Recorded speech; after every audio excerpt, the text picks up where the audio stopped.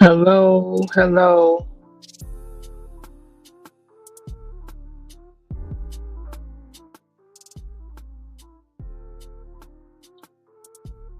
Just waiting till a few folks come in. But until we get a few folks in here, um, today I'm back and I wanted to talk about how we end up back in the relationship that we left.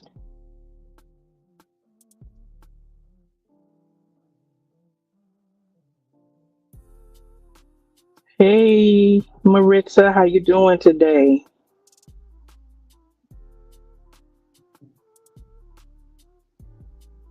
Okay, we got a few people coming in. Okay, just thought I'd play a little music until we get a couple of folks in. Okay. Well, let's go ahead and get started.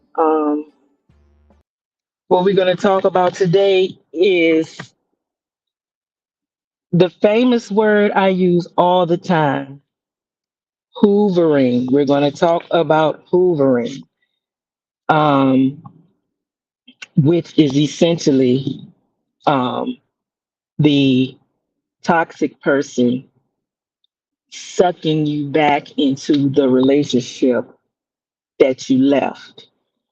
Um, the definition of hoovering is that it is a form of emotional abuse that occurs when someone feels threatened by another person withdrawing or leaving a relationship. So when these people feel threatened that you're going to leave and that they no longer have control and that you'll no longer be their supply, they will do certain tactics to try to pull you back in because even though they treat you badly, they don't want to lose you. They always feel like you're their property. You belong to them. From this point on, you're their property. Um,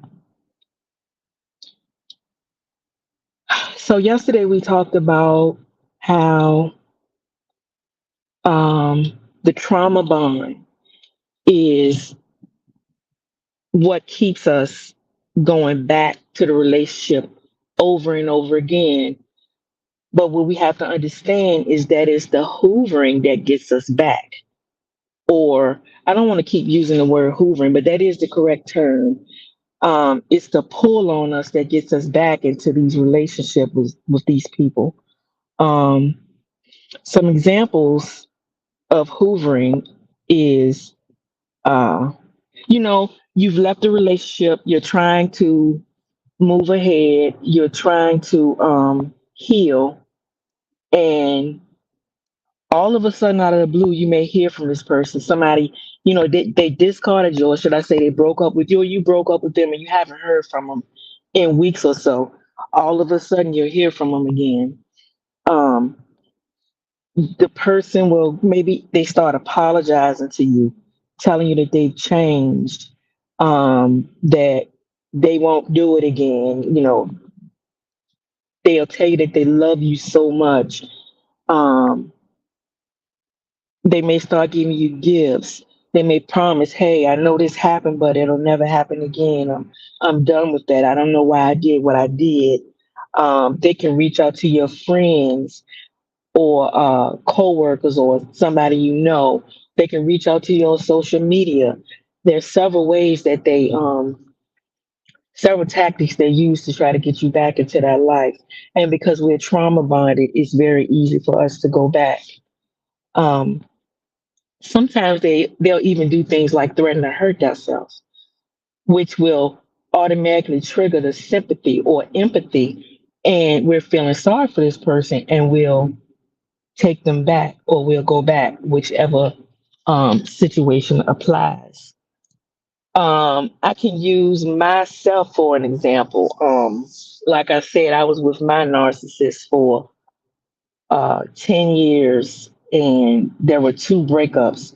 The first breakup, I was strong enough to leave, but I wasn't aware that I was dealing with a narcissist until I don't know, maybe 2 years or so before we finally broke up for good. But anyway, um, what happened is I remember us breaking up, and I remember uh, going on about my life. I had cut him off, but not knowing that that's what I should have done.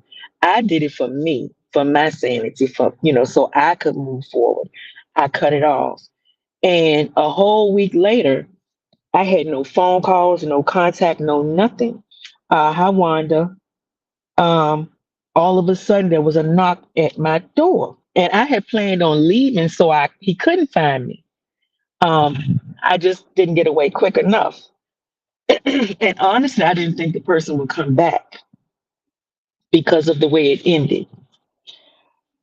So once he knocked on that door, it just opened up everything I was trying to shut off. It opened it back up.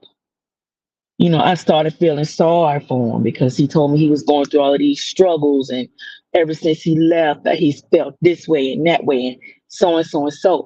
That right there is hoovering. Is how you know basically I opened the door and I let him back in, and next thing you know, I was going through this whole cycle of abuse all over again. um the thing about hoovering is that it can turn bad fast if um because it seems harmless, but potentially hoovering could turn into stalking. It depends on what type of person you're dealing with. If they are ready to let it go, if they do want to go ahead and move on, or if they really are obsessive to the point where they, how you hear some people say, if I can't have you, nobody can. You just don't know what type of person you're dealing with until that split. That's the reason why it's imperative to kind of figure out which route should you go. Some people say, hey, when you break up, you don't need to let this person know where you're going. You need to maybe one day when they're gone, go ahead, pack up and leave. Don't do it in front of this person. Don't let them know where you are. Once again, it goes back to whether you have some sort of connection, whether you have children involved, or if you work together, then that way you can't like totally separate yourself. But the hoovering thing can turn into a stalking situation. Once again, how do you prevent the hoovering? How do you prevent somebody trying to pull you back into the relationship? It goes back to that: try to go no contact. Um, Try your best not to engage. If they do get in contact with a person and this person reaches out to you, hey, I saw so and so and so and they were asking about you. This person may not know that the situation you were in, that you're like literally trying to escape um, an abusive, whether it's verbal, physical, or emotional relationship. You're trying to get away and you don't want to have contact with this person any further. So that's when you will let the people know, hey, I really don't want to hear anything about this person. I'm trying to put that part of my life in the past. So if you run into him again or her again, please don't tell him about my whereabouts. Don't tell him, uh, I'm just not interested. That's just what you need to say so these people don't bring this person up, because we're fragile at that time. We're in a state where we're trying to heal. We're trying to get beyond the abuse that we were actively in at the time. So, because we are trying to heal, and once again, like I said, there's a trauma bond involved, it's easy for a person to suck you back into that relationship. Um, Sometimes they can show up uninvited. You can be, I don't know, at the laundry, a laundromat that you normally go to wash your clothes, and you're at the laundry thinking, okay, well, it's over. I won't see him again. And they'll show up. So it's a lot of ways. they can try to pull you back into that relationship. The whole situation is tricky because you have a person who you thought loved you, who you thought you were going to have a long term, healthy relationship with. You decide to leave because it's the best thing for you to do, even though it's hard. And then you have this person standing in your face or talking to you over the phone or reaching out to you social media or however, trying to pull you back in. And you have to be aware of these things because I'm getting ready to say something. I'm going to connect it in a minute. There can be something called a fake apology. That's what I call it because it'll sound like a genuine apology, but you have to kind of pick it apart to understand that it's not a genuine apology. Um, they may say something like, I'm sorry. Um,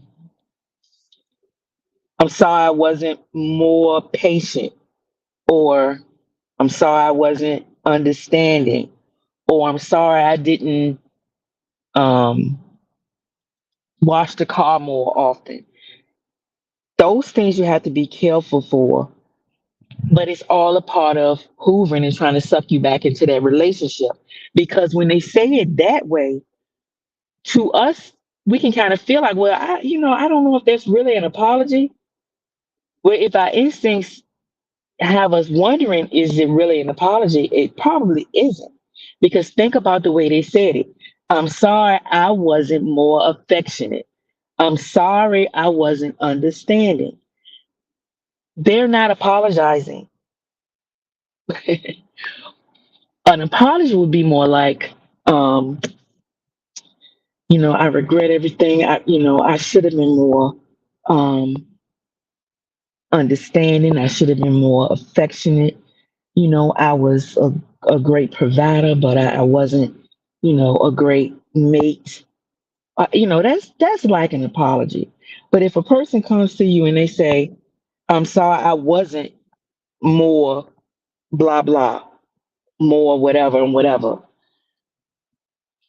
they can turn that around, which a narcissist will. And you have to read between the lines because this person, they're basically trying to use what you complained about and mix it into an apology, which I call a fake apology, to get you to come back to them.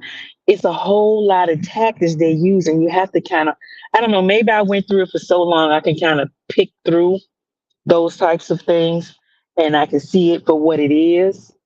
But if a person who you are trying to get away from comes back to you and they give you an apology like that, it's not real. They're just picking words or things that you said or that you were looking for. They'll say it so that they can try to get you back into that relationship with them. This is another way, besides being trauma bonded, this is another way they get you back. It's through the hoovering, the sucking you back into the relationship. Um, there are also, um, they don't only just say things to you, actions. They may send you some roses. They may start buying you gifts. All of these things you have to be aware of when you separate yourself from these relationships because they are trying to pull you back in. And if you are empathetic, they're going to play on your sympathy. And next thing you know, you're back in that relationship. The trauma bonding, boom, it's all back rolled into that cycle. They'll love bomb you. The hoovering also consists of the love bombing. That's where the gifts and the I love yous and the I'm sorries and the um nice comments or whatever. That's where that comes in. But it's all in an effort to pull you back in. And I'm going to use myself for an example. Again, that's how I was pulled back into that relationship. Not knowing I was being hoovered. I believed the person. I believe that they were sincere. I'm not going to do this again. I don't know what I was thinking. I know where my home is. Um, if I'm going through something else again, I will try to handle it a different way. Just because I'm going through something doesn't mean I have to carry you through something. These are three things that he said. The last three things are three things that he said to me, and I believed it, not knowing that it was a way to get me back in. Because as soon as I got back in, the cycle repeated itself. He was good to me for the first, I don't know, maybe week or two, and I saw the same exact behavior. So if you're wondering, okay, well, I left this whole thing, I left it alone. How in the world did I end up back in this? Because I remember sitting down wondering, okay, well, I left, but I'm right back and I'm dealing with the same stuff. And it was a little harder because I opened that door back up again. I had already went through the process of separating myself, or should I say, withdrawing myself from him as a person. And here it is, I'm back and I'm satisfied because I'm back. And I'm not feeling the pain because I'm away, but I'm suffering with another kind of pain, the emotional abuse, the verbal abuse. Um, it's just a vicious cycle. And if we can try to prevent ourselves from being hoovered or sucked back into that relationship, then it, it'll just be a whole lot easier on us in the long run. It's easier to stay away from these people if we can avoid being hoovered. I don't know if any of you had any questions. I'm trying to see if I can drop this link here. I guess I have to go to. I hope I don't separate myself, but I'm gonna try to drop my link for everybody. Give me just a.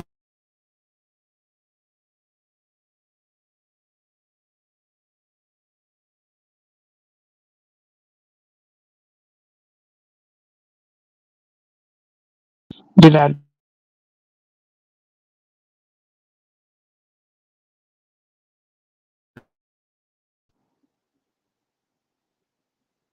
Can you hear me? Okay, I see I'm back. I don't know if anybody wants to hit that link, but if you want to, that's fine. I just dropped it. Uh, for anybody who has any questions, this is not wasn't designed to be a long live. I just wanted, if you had a question, if you didn't know how you ended up back into a relationship that you were trying to get out of, you're back in it. You have no idea how. It's the hoovering process. It's also hi Ginger C. It's a part of that cycle. You know, you leave the relationship, you're trauma bonded, and you run into this person again, or some kind of way you hear from them, or it's through a third party. And because you're trauma bonded and you have those strong feelings, you end up back with this person because of the hoovering. So there are a lot of steps and a lot of things you have to look for when you are involved in these relationships with these people. A lot of things. Um,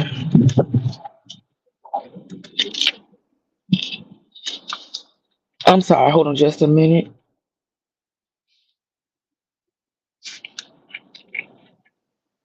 Okay.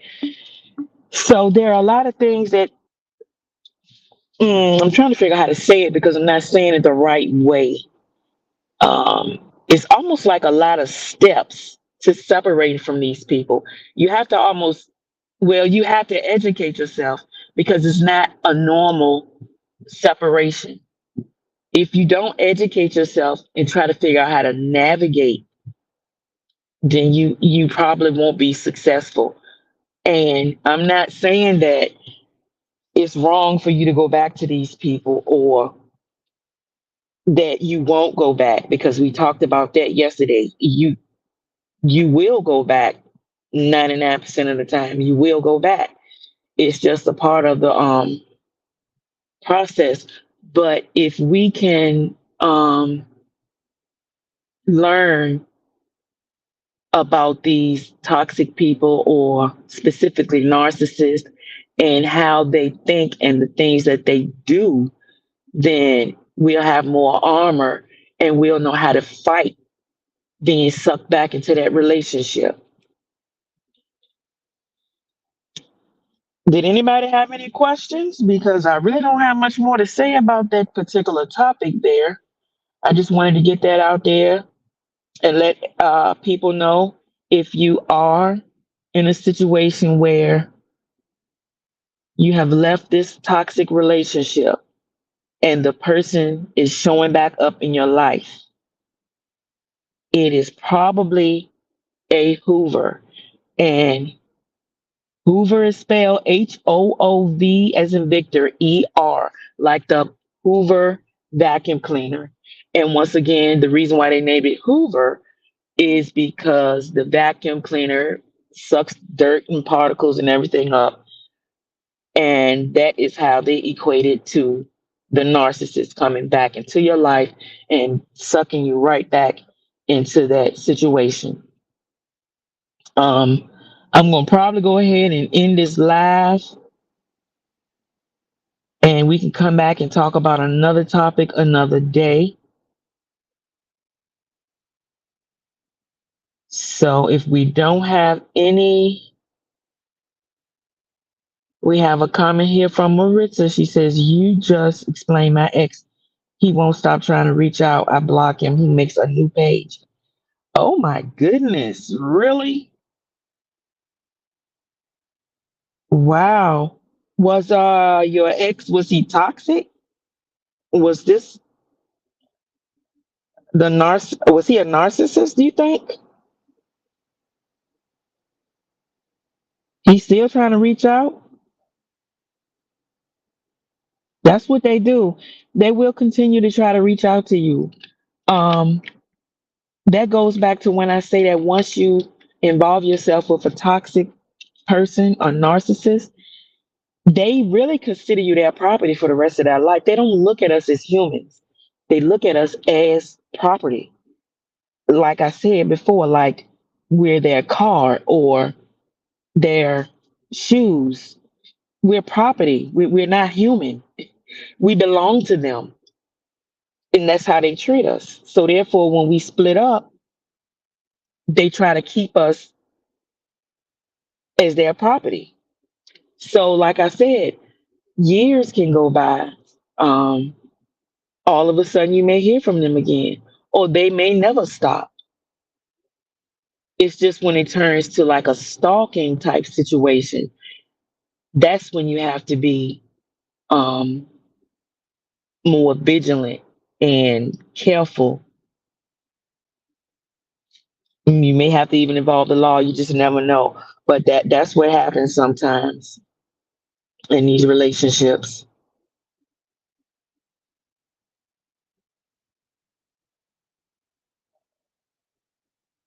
Does anyone have any questions? Um, well, I'm going to go ahead and end this live. Actually, today I'm not feeling 100%. I don't know whether it's allergies. If I hope I'm not coming down with a cold, but I got a little sinus congestion. I feel some little stuff happening in my throat. Um, and I just wanted to get back. I'm going to try to continue this thing. As I have things drop into my spirit, I'm going to bring it to my channel.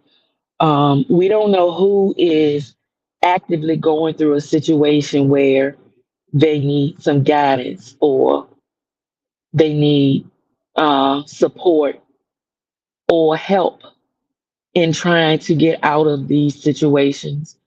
There's so much happening in people's lives that is so much more important than a lot of the drama and the madness that we're seeing going on some of these sectors, panels, social media, whatever you want to call it. Um, I want to be used as a vessel. What I went through was, I feel like, the worst period of my life. And I know anybody who has gone through it, has gotten out of it, I know that they can kind of understand where I'm coming from. And if there's another person going through this situation here and they're trying to figure out how can I get away? How can I keep from going back to that situation? Um, Number one, prayer. You have to pray. Um, there's a saying that goes, if the devil can't get to you, he'll send a narcissist. Now, that's not a fact. That's not an actual fact or written biblically. That's just what they say because narcissists or toxic people, you can closely relate them to demonic spirits. And I remember being so strong, so tough, so fierce. Never did I expect to be almost devoured by a spirit used through a person. Um, they say the devil can appear to you as an angel of light. And this person was attractive. I mean, one of the most attractive people I have ever seen. And all of that can blind you. I guess that's why it says that the devil can appear as an angel of light. It's almost like the light blinds you and it's purposely blinding you so you really can't see what it is. Because this may have been the most demonic person I'm aware of that I was involved with. And it was able to carry me from a place of sanity to a place of, I don't want to say insanity because I felt like I was going crazy, but my mind remained intact. And that was only by the grace of God because these people can literally they can rip through you, they can tear you up inside out. And I remained intact.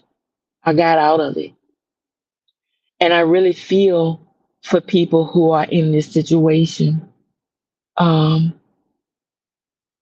we all know that God gives us tests, and the goal is to pass those tests. But when you're involved in it, you don't know if you can pass the test. You have no idea. And I just want to be a person who can encourage, who can help give you the strength to move forward and to get out of these relationships with these people. It's possible. When you feel like every door is shut, you feel like you're at the end of the road sometimes. Don't give up. Just look for certain signs. Be aware. Be vigilant. You can get out of it. But go look up that word hoovering. Look it up. Study it. If you're trying to get away and stay away,